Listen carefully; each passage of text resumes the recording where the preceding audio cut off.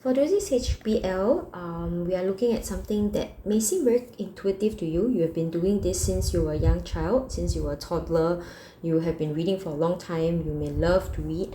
But today we are going to look at this a little bit more deeply and for you to figure out how exactly are you reading. What skills do you use subconsciously? Are there any techniques that you use to help you to read faster or to help you to understand the information a little bit more deeply? Okay, so for today, I want you to pause at this point, right? Pause at this point and answer these questions. Okay, thank you for answering the questions. So what exactly is reading? So many of you may actually say things like this, okay? So this may come up in your very quick reflection. It could be a situation whereby you are looking at pictures, you are skimming through the article, you are browsing through and you're scanning and you're figuring out, okay, what is the key point in this information? And what do you think will come up in the next page or in the next part of the story? Right? So this here is that you are making some simple predictions. Okay? And another step that you could take is that you probably are rereading things that are unfamiliar, things that are a little bit confusing. You are reading it again because it is something exciting, or this part is a bit convoluted, you're not quite sure what it's talking about. So you could be clarifying some doubts that you have while you're reading this information again. So if something is unclear, something is a bit intriguing, something is quite exciting, you may be asking yourself some questions like, oh, why did the writer write it this way? Oh, what is probably going to happen next? Are there anything that I missed out previously? Was that a clue? Yeah. So when you're reading, actually, your brain is doing a lot of things. Your brain is not just something that is passive. Your brain is actively thinking. Your brain is trying to figure out what is the important information, or you're trying to piece together different clues so that you have a more complete picture. And at the end of it, before you go on to the next chapter, or put down your book, or be done with the article, usually what you will do is you will try to figure out what exactly is the huge chunk of information you have just read, and figure out what exactly is the article saying.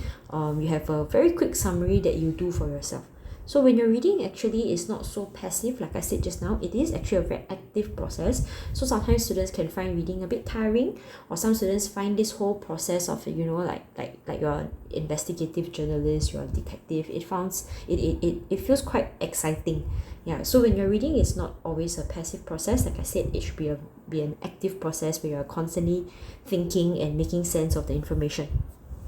So today what we are doing is that we want you to be very deliberate about this whole thinking process.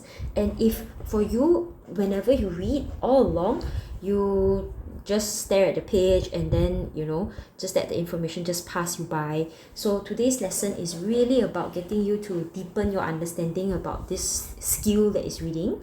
Help you to scaffold close reading meaning to say that you really pick at the word choices used, you really pick at the clues, you try to deduce the attitude of the writer, you make sense of the language usage. So this here would definitely help you to be a more proficient reader. And in this process, when you're more proficient, it makes you more confident as a reader, and you're better able to interpret different information within the text, and that helps you in your comprehension. Okay, so what exactly is this reciprocal teaching? Reciprocal teaching, I think you would remember seeing this worksheet that was given out to you on Tuesday. There are 4 different roles that you have. We call them reader roles, or we call them reciprocal teaching. So there are 4 different types of roles you can take. You are either a summarizer, you are a predictor, you are a clarifier, or a questioner. Now, we may not be comfortable doing all 4 at the same time, but you need to be able to do all 4 in order to have a full picture of the text that you've been given. Okay, so it can be a visual text, it can be a written text, okay, or it can even be a movie. So whenever you're watching something on Netflix, on Disney Plus, you may not realize it, but you are actually probably doing 1 or 2 or more of these roles here. Okay, so what are we going to learn about? Now, so predictor over here, you will see this on your article. So predictor basically requires you to take whatever you have read, whatever text features you have gotten, be it a comma, be it colon, semicolon, be it an em dash, to kind of figure out what's going on in the story. So predictions don't have to stay the same. Predictions can change as you read, and when you predict, you can use the pieces of evidence in the text. It could be an adjective, it could be an adverb, or it could be a very strange, unusual choice of phrases, and that could change your prediction as you go along. So being able to read very closely helps you to be a better predictor, and the more accurate you are in predicting, the better you are at understanding why certain language questions, right, certain word choices used by the author makes a lot of difference. Okay, so this here, as a predictor, this is what you usually do. You try to think, you wonder, you imagine, you predict, you think what the next part of the story could be about. So I'm going to reference this particular news article repeatedly, and I want you to just pause for a moment, and I want you to predict, what do you see in this particular news article? What do you predict from here?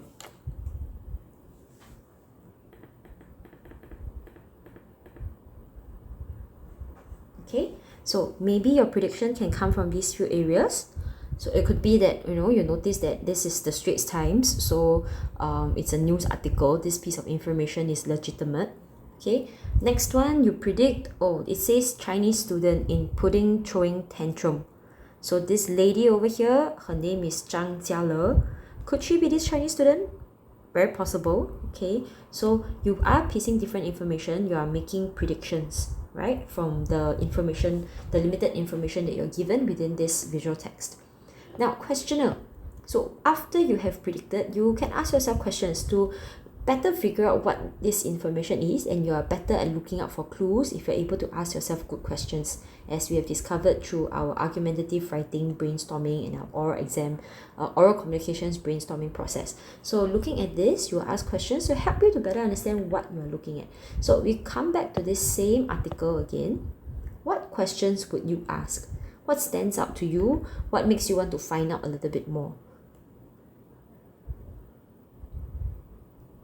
Okay, so here, right, to me, when I read this headline, something that stood up to me a lot was the fact that there was a pudding throwing tantrum. So this grown woman over here, I'm very curious, what exactly did she do that how serious was her tantrum, or how epic was her tantrum, such that she faced deportation?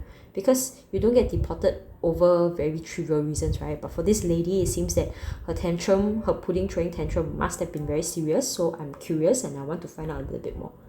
Okay, so from here, what you will do next is you will try to find clues within the text, and you will kind of try to figure out and clarify your doubts. So it could be a situation whereby you are confused by what you read, or maybe you don't know the meaning of the vocabulary word and you're hoping that there are some hints around in the text that can give you a bit more idea, or maybe the sentence doesn't make sense. Yeah, so how you can do this is you look out for clues and you figure out if there is a phrase that you want to decipher that can help you to decipher the information.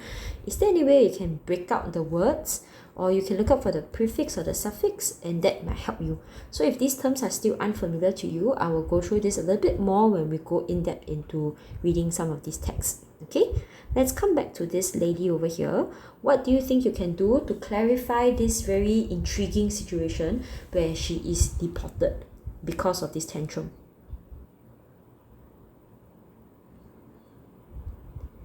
Okay, so you are right. Okay, if you have noticed this thing that she was holding on to, it says here there's direct assault. So what is her assault about? Her assault is that she had disobeyed an agent or person in authority using unjust vexation. So being very vexed means you're very frustrated, you're very annoyed at something, and it's unjust means that it's unreasonable and in a assaulting way, I guess.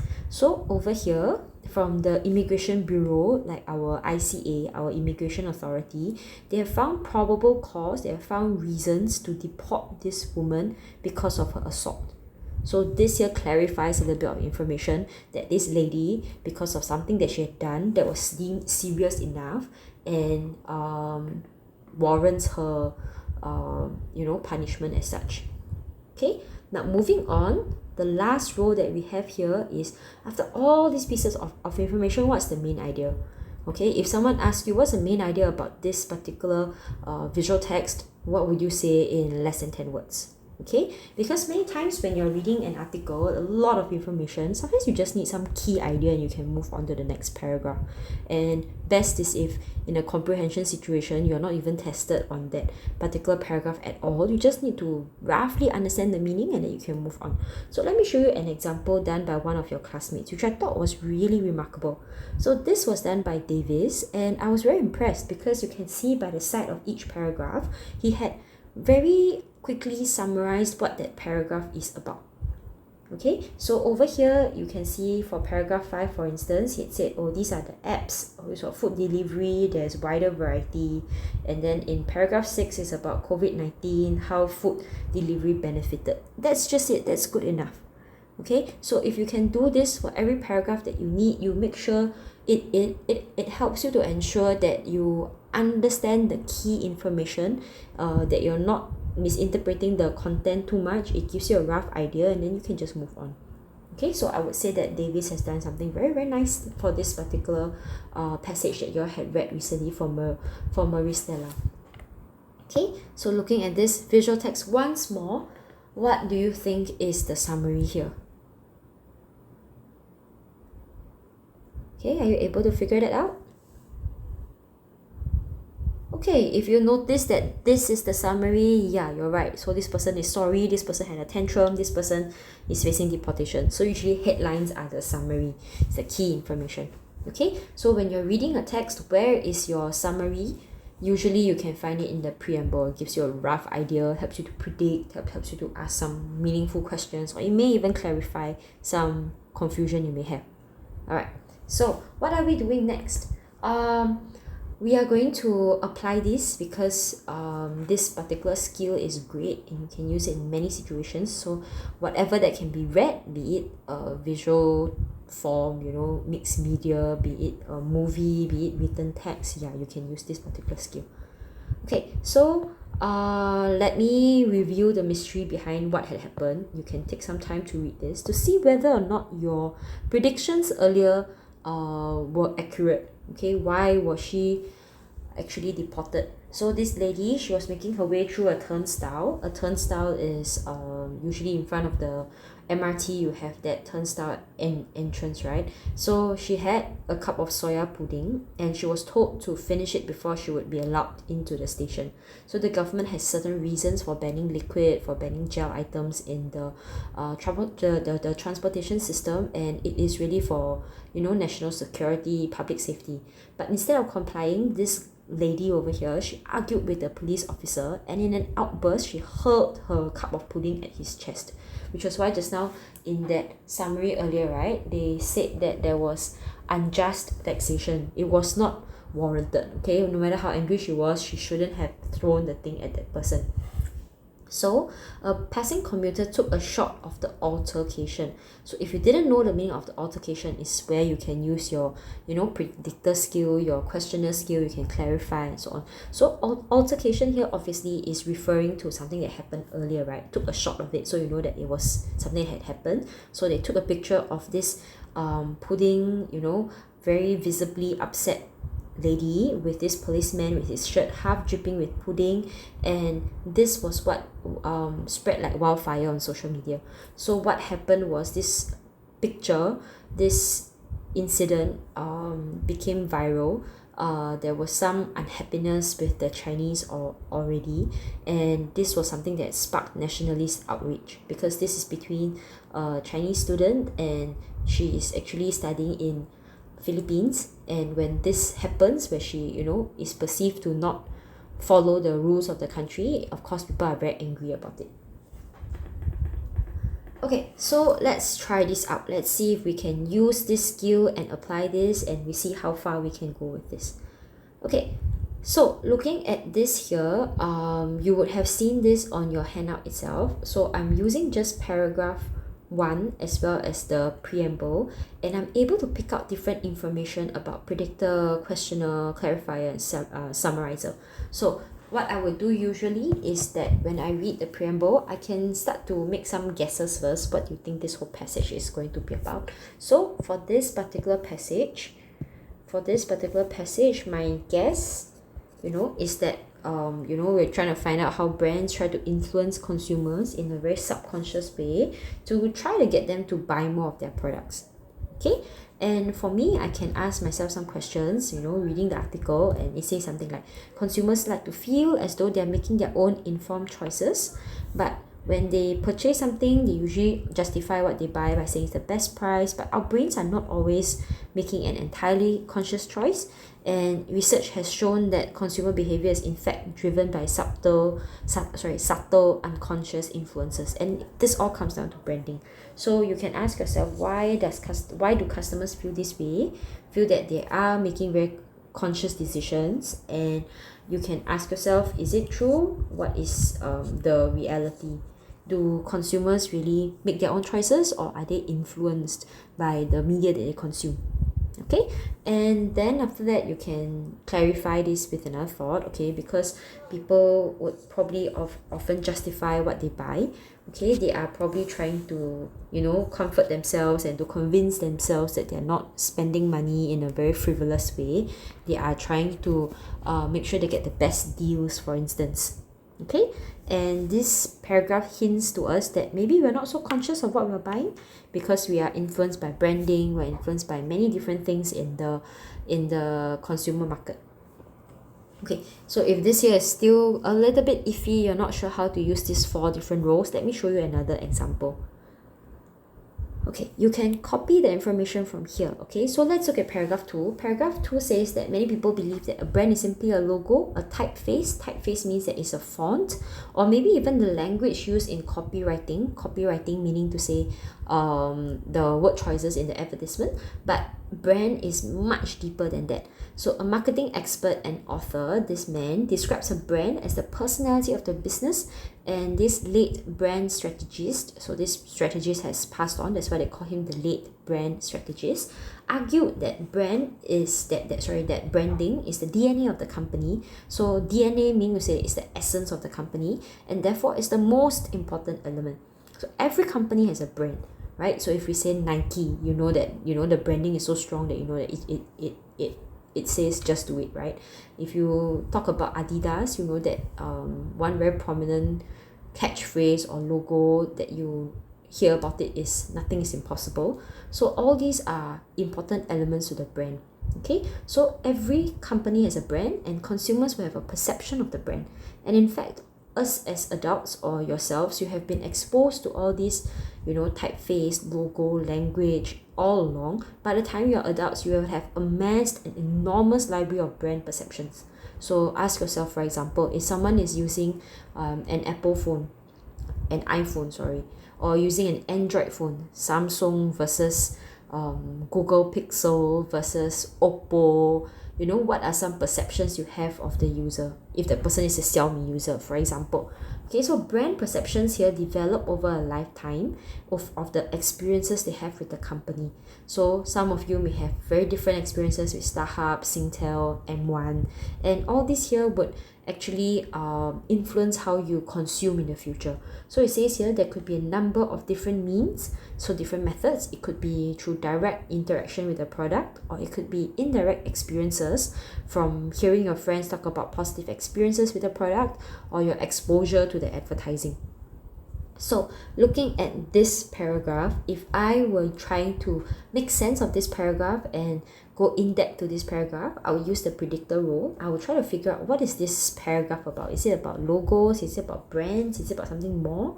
And then I would ask myself deeper questions, So when we do comprehension questions, they're not always very literal. They may ask you to infer. So I can ask myself, why do you think branding is important for marketing? Is it really that important? Is it that significant? Why do we care? So is branding really important for marketing? And I can clarify my understanding because I read this paragraph in such an in-depth way. It helps me to understand that branding helps to influence consumer habits, right? And I can also ask myself, why, as a writer, this writer choose to invoke the opinions of the experts, the author, the strategies over here. Why did this person bother getting marketing experts in? And you can ask yourself, this could be because it is to make the information a lot more credible. Okay, so you have done your research, you have asked experts. The experts are the ones who have done research, they know what they're talking about. So the information becomes a lot more credible, a lot more persuasive and convincing. And at the end of it all, what is the key takeaway from this paragraph? The key takeaway is that brand perceptions can form through different methods. It could be through direct contact, it could be indirect experiences. So this is how you make use of the 4 different reader roles to make sense of different paragraphs. And I know it seems very tedious, like, you are fine with the way you read previously, but perhaps the way you read don't allow you to extract enough information, and you're often missing out some keywords here and there. You are not so precise, or you're not able to pick up the correct magnitude, and this is where the reader roles or the reciprocal teaching comes in. So it may feel very slow currently, but when you do it often enough, you practice, and you get better at the skill, and you become a lot faster. So what do I want you to do for your HBL today, apart from watching this very long video? I would like you to try to practice this on just one paragraph assigned to you. So you can complete all 4 reader roles for that particular paragraph and help you to hopefully understand that paragraph a little bit better. So you can see here, paragraph 3 is done by students index number 1 to 10 from 3P. And then 11 to 20, we'll look at paragraph 4. 21 to 30, we'll look at paragraph 5. And 31 to 36, as well as the 6 students from 3A, will look at paragraph 6. And before you go, I want you to go through the experience first, and then come back to this video and answer the questions at the end of this video. Right? What was easy about the roles that you were assigned? What was difficult about some of the roles you were assigned? And just to make sure you know that there's a purpose of you doing this, can you please answer the question number 3? Okay, so that's it for your HBL task. I hope that it is simple enough, yet thought-provoking enough to get you to do this intentionally. Yeah, okay, so I would like to end here and hope to see your responses on Google Classroom. Thank you.